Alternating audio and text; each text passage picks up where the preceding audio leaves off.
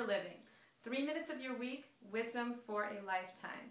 Now those of you who know me have heard this a million times, but it's so foundational to good parenting that it bears repeating. Not so long ago, a couple came to consult with me. They were very, very upset about their daughter. She had all sorts of issues. She was very chutzpahdik. Her behavior was out of control. There was issue of promiscuity and drugs. Serious, serious stuff. And I looked at them in the eye and I asked them, how's your relationship with your daughter? And they were like, how's our relationship with my daughter? Obviously, it's terrible. We just got through telling you. There's an issue of drugs and promiscuity, and she's so chutzpahdik. What do you mean, how's our relationship? Awful. Now here lies the problem. Because we parents, want to influence our children, but we forget, or we don't know, that we can only influence our children when the relationship that we have with that child feels good to the child.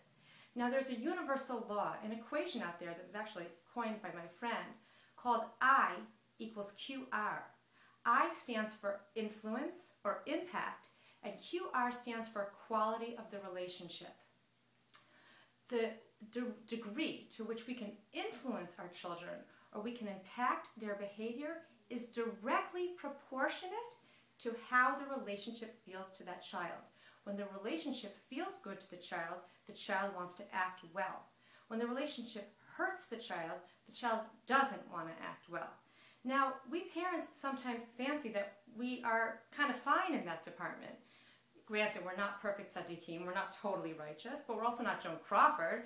We're normal. But here's a day in the life of a normal parent. Mom gets home with her 2 kids, Josh and Susie. Josh and Susie come home and Mom says, Josh, put your backpack in the closet. Susie, get your homework. Susie, only fruit after school. We've talked about stop playing with the cat. Guys, come on. In other words, the whole exchange between Mom, who cares about her kids, and the child and the children feels bad to the children. There is an equation that is universally accepted out there, which is called the 80-20 equation. It's a ratio.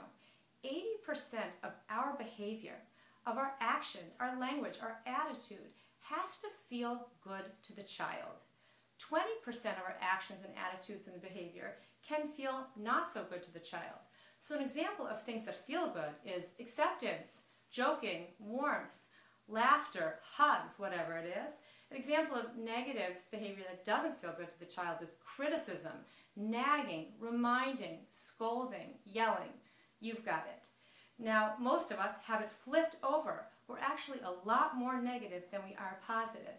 And then we're concerned about how our children are behaving.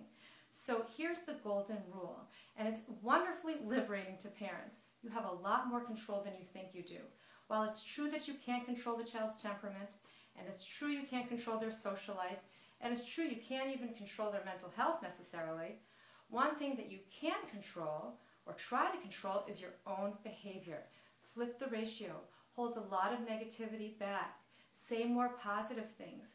Be more lighthearted. Create a nice, warm feeling with the relationship, and you will see a greater impact on your child's behavior almost immediately.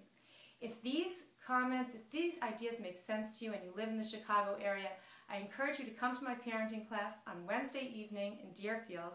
All the information is on my blog. You can take a look at it. This is one of the most precious and important pieces of information that you can internalize as a parent.